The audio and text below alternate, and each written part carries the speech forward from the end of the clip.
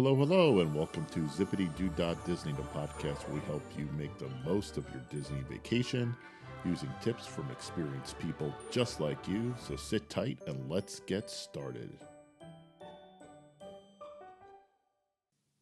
Hi, welcome to episode 3 of Zipadee Disney. I'm your host, Eric Frenchman, and in this episode, we will be going over steps 4 and 5 of surviving the most crowded days in Disney World. Step 4 is a little step that I like to call Disney doesn't wait for you, you wait for Disney. And step 5, the final step, probably the most important one, remember to enjoy yourselves. So that's it.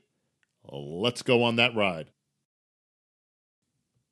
Step 4, Disney doesn't wait for you, you wait for Disney. What this means is that Disney transportation is all over the place. It's really, really well done. But you got to remember something. If you need to get on a bus, you need to catch a boat to get to a show, they're not waiting for you. They're just not going to. When they get filled or when they think they have the right amount of people, they leave. They close the gate and they tell you, hey, another boat, another bus is coming. So keep that in mind. Disney doesn't wait for you. You wait for Disney. And the first time you experience this is when you get off in Orlando. Let's say you're flying into Orlando Airport and you automatically get the Magical Express as long as you register your flight information with Disney. And when you get off your plane, you don't get your bags, because that's one of the best things about Magical Express. They're going to take your bags for you. So you go straight over into Orlando, you follow the signs, and you go to Disney's Magical Express. I'm going to give you a tip in a second about how I avoid Disney's Magical Express, and that's my suggestion to you once you hear what happens. So you check in, and then you get in a queue for your hotel.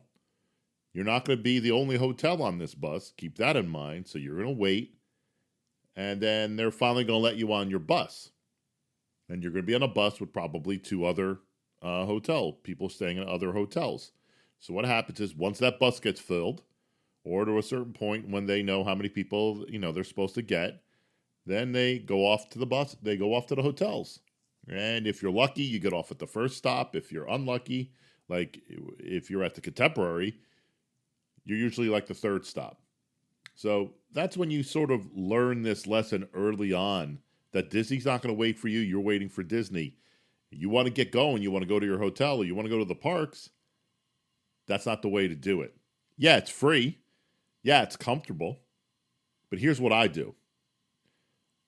I walk off the plane. I head down towards the Magical Express. I don't check in for Magical Express. If you call in, they tell you need to. I don't think you really need to. They're going to get your bags anyway because you got your tags on there, your Disney tags that they send you in the mail once you register, in case you didn't know that.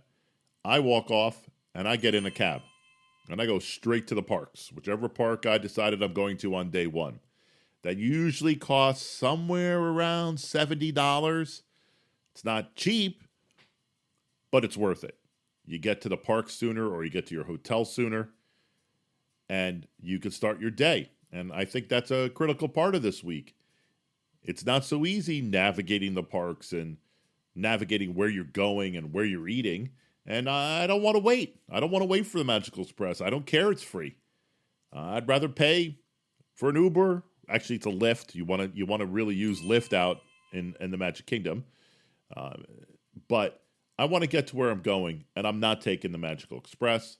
It's costing me some money. They are getting my bags, so you don't have to worry about that, unless they change it sometime. But right now, since I've been doing this for a long time, I don't take the Magical Express when I'm going to the parks, or when I first get to Orlando. I let Disney get the bags. I do take the Magical Express going home, but that's a little later on. But anyway, I pay for an Uber, Lyft, or a cab, and I get to where I'm going right away. The next part of this step involves what happens now that you're in the parks, or it's a day and you're waking up and you got to go somewhere. You're going to take advantage most likely of Disney transportation. So that's the monorails, the buses, the boats, depending on where you're staying, or you're walking, if you're lucky enough to be near one of the parks that you're going to. The bus stops are crowded. Yeah, you got an app, which is awesome. You got an app that's telling you in your hotel on your Disney app. It'll tell you when the next bus is arriving, so you could time it. But you just can't rush up at the last minute and jump on a bus. It doesn't work that way this week. It's too crowded. Yeah, it'll happen once in a while, but you don't want to count on that. So if you got a fast pass reservation at Soaring and Epcot, and you're staying over at the Contemporary and you're taking a bus, you want to give yourself plenty of time to get down to that bus stop. If you know the bus is coming, say, at 9:15, and your fast pass reservation's at 10:15, you get down there a little early. You line up. You hang out a little bit. Maybe, again, if you're near the Contemporary, you go get yourself a cup of coffee at the little kiosk out there. That's really cute. You maybe get a little breakfast item, and you wait. Then the bus comes up. And you're like, woohoo! Bus is here. Everybody's excited. Oh, wait a second. There's a couple folks that are in scooters. I get it. My mom's gone with us to Disney World. We get her a scooter. I understand. But when there's a scooter there, they're gonna get the scooter on first. And that's a whole process. Not a big deal. But again, if you're trying to get to a reservation and you're gonna miss it, you gotta allow yourself some time, because this week there's more people in scooters than there were the previous week. So you gotta give yourself plenty of time. Yes, once in a while you could jump on that bus at the last minute and get lucky, and that does happen. What I'm trying to tell you is, here's my other tip on this part. If you need to get somewhere by 10 o'clock, you got to figure you got to give yourself at least 45 minutes from the time you get down there to the time you got to get where you're going. Because you got to get on the bus. Maybe you got to wait in line. Maybe you're going to miss the bus because it's too full. Maybe there's two people and getting in scooters, and that's a little longer process. And then maybe you get on a bus where there's a stop or not on the way to the park, but let's imagine there isn't. Then you got to get through security. Probably going to have bags. So you got to get through security, and then you got to check in. You got to scan in with your band. This all takes time. There's lines, and then usually the ride that you want to go on is not standing right in front of you. The only time that works is when you walk into Epcot. But if you got a fast pass at Soaring or Test Track, you got to get over there. Takes time. Don't make yourself late. Leave yourself plenty of time. 45 minutes to get where you're going that week, unless you can walk to it. So let's say, for example, you miss your bus and you want to get to your fast pass reservation, or you want to get to your dinner reservation. Call a Lyft. Usually, or a cab. That's fine too. I'm not anti-cab, I'm pro-cab, pro-Lyft. It's usually around $20 to get anywhere around the Disney World in Florida. So if you're staying at, like we do, Bay Lake Tower or Contemporary, and you get a Lyft and you want to go to Hollywood Studios, that's about a $20 Lyft cab ride. There's maybe there's a party of 4 or 5 of you. You get in one Lyft, boom, $20. Saves you time. Gets you where you need to get to, and you don't have to worry so much about other people getting onto the bus, or if you missed it, you missed the bus that you're trying to get on, you had a 20-minute wait. The other thing is a little corollary to this about the Lyfts or the cabs. Just remember another thing with the Disney transportation. This has nothing to do with this week. In general, you can't go from hotel to hotel. If you're going to go if you're going to the Contemporary for dinner and you're staying at the Animal Kingdom Lodge, there's no direct Disney transportation. You need to go to a park, or you need to go to the ticketed transportation center somewhere, and you got to transfer to a Disney transportation. So you go hotel to park or Disney transportation, ticketed transportation center, and then you go to the next hotel you're going to, or you bypass all that rigmarole and you go right for the Lyft. Again, probably going to cost you about $20. And finally in this step, let's talk about shows. You got your dinner shows, like our favorite Hoop-Dee-Doo Review. Then you have the shows that are sort of in the parks, like Beauty and the Beast, at Hollywood Studios, The Lion King, over in Animal Kingdom, Indiana Jones. And then you even got your fireworks and your parades. So your dinner one, same idea. You want to give yourself plenty of time. You got to get to where you go and you got to check in. What happens at those dinner shows, they start on time. If it's an 8 o'clock show, they start at 8 o'clock. Because remember, Disney doesn't wait for you. You wait for Disney. So if you want to be there on time for the show, get yourself seated.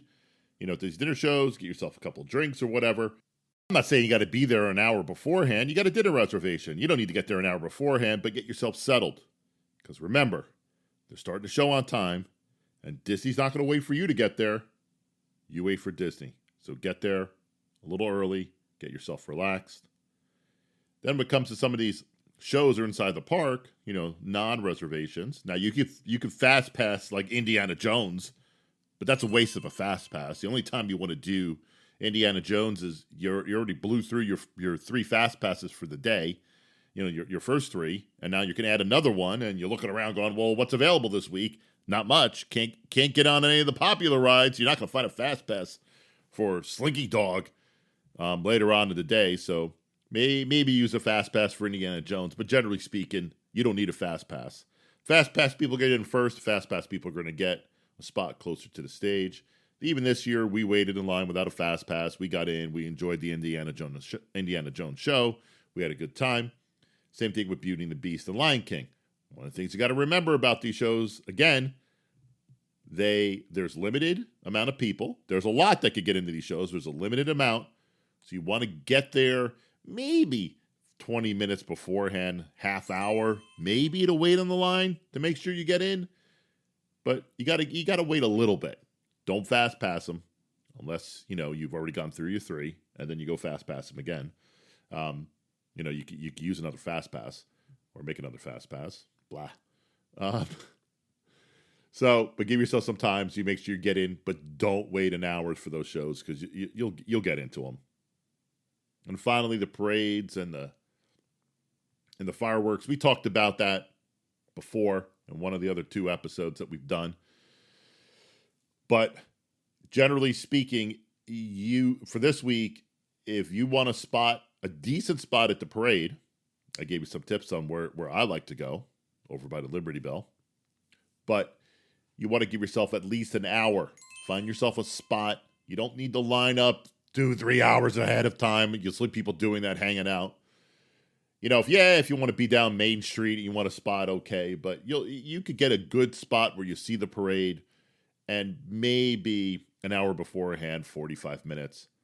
Same thing with the fireworks that day, especially the earlier fireworks. This year, we actually messed up. We were on one side of the park, and we were over by the circus, and we wanted extra autographs. The lines weren't so bad for autographs that week.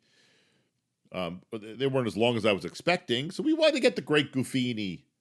We wanted to get, Daisy Duck. So we waited a little longer. And so by the time we were trying to get to our favorite spot to watch the early fireworks, which is on the bridge between Tomorrowland and, the area right in front of the castle, right in the middle, that bridge was closed off. And so then I had a backup plan. I was trying to get in back of the castle over by Fantasyland, but there was no spots, and they were directing you around.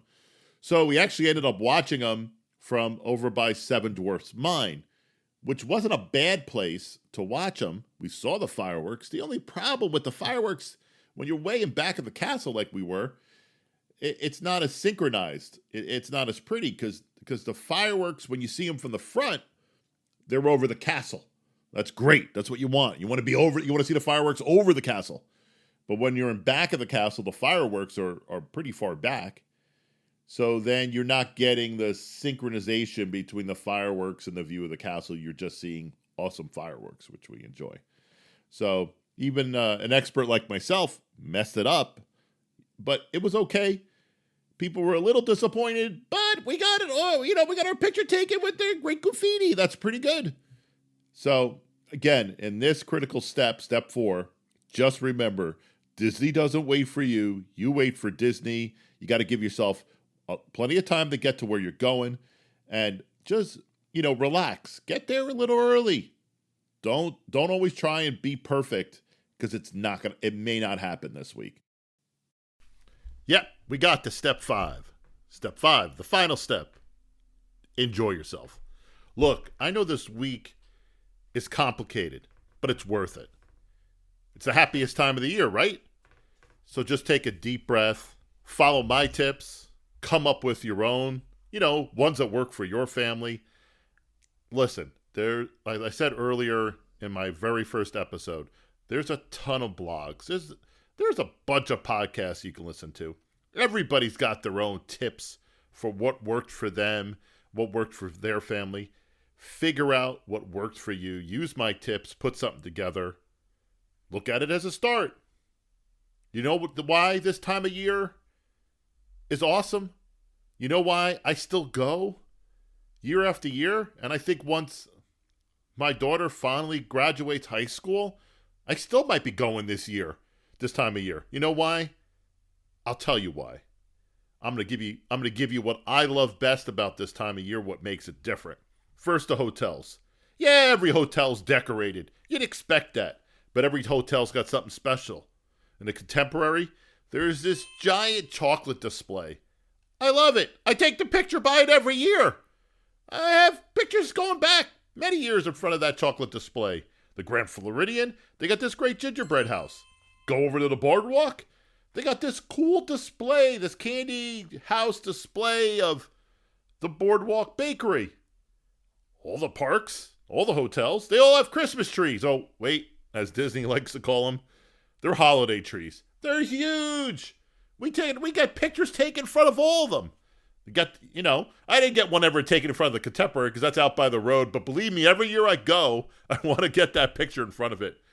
But you go to the Magic Kingdom, you get your picture taken in front of it. You go to the Animal Kingdom, you get your picture taken. Epcot, there's topiaries all over Epcot for the holidays. It's awesome. All the parks are decorated. You go to the Magic Kingdom, if you want to pay a little extra, there's the Mickey's Very Merry Christmas Party. So you pay extra for you and your family. You get a special ticket. They close the park to everybody else. You have to have this extra pass. Yeah, it's a little extra money. Yeah, I haven't gone to it since my kids were little, but it was fun the first time. You get your own special parade. You get special treats. There's candy. The park is less crowded than it is during the day because you got to pay extra for it. You get a special fireworks. It's fun. Hollywood Studios, they have this awesome laser show. It comes right out. It goes down Sunset Boulevard. It emanates from the Tower of Terror. There's fake snow. Everybody's having a blast. It's a good time. It's not as good as the old Osborne Christmas Spectacular, which we look forward to. We went there every year that we were there that time of year, even if we went in November and we got lucky enough and they just opened it. I'm not going to go into what the Osborne Christmas show is because it doesn't exist anymore, but look it up online if you want to see some of my old videos. It was a blast. The old streets of New York was transformed into this amazing light show with Christmas music, and everybody's taking pictures and fake snow. The one on Sunset Boulevard, that's pretty good too. I miss the Osborne show. If you want to know more, drop me an email, look them up online. Epcot has a candlelight processional. That's awesome. They usually get somebody really super famous. There's special foods. There's special cupcakes. There's special, you get the Santa candied apple. I love eating that. I get that every year. It's a great time. There's special toys, t-shirts, special characters. I always like getting my picture taken with Santa Goofy. Didn't get it done this year. There was like a 45-minute wait. People wanted to do other things, so I didn't get it done. But look, it's a lot of fun. Yeah, it's crowded. I think once my daughter graduates high school and I don't have to go between Christmas and New Year's, I think deep down I'm going to miss it. So I think I'll keep going. Maybe that's a little shock to my friends and family are hearing that, but now instead of maybe having 4 to 6 of us going, it'll just be, 2 or 3 people, and it'll be a little easier. So that's it. That's steps 1 through 5 of surviving the most crowded days in Disney World. I really appreciate you listening. If you get a chance, leave me a comment, good or bad. I want to hear what you have to say. Leave me a rating. That'll make it easier. I know people have already actually heard episodes 1 and 2. I can see the popularity. I appreciate it. I know the name isn't as easy to find. I went back and forth on the name of the podcast, and I even got some questions from people on the spelling of it. I tried to spell it just like the original song, so that's why there's an H. But anyway, I got plenty of ideas. I'm working on episode 4 already, and I'm gonna let you know what I think, where I think are good places to eat, park by park. I'm gonna give you the tips that I used when my kids were little. We now go with my mother a couple times, and mom is fine. She can walk around, but it's a lot of walking, so we get the scooter. So I'll have a very funny episode on scooter tips. Yes, Mom, you're gonna be featured in a podcast. Where are the best places to take pictures? I got a lot of ideas. I got a lot of good episodes coming up. So again, thanks for going on this ride with me. I'll talk to you soon.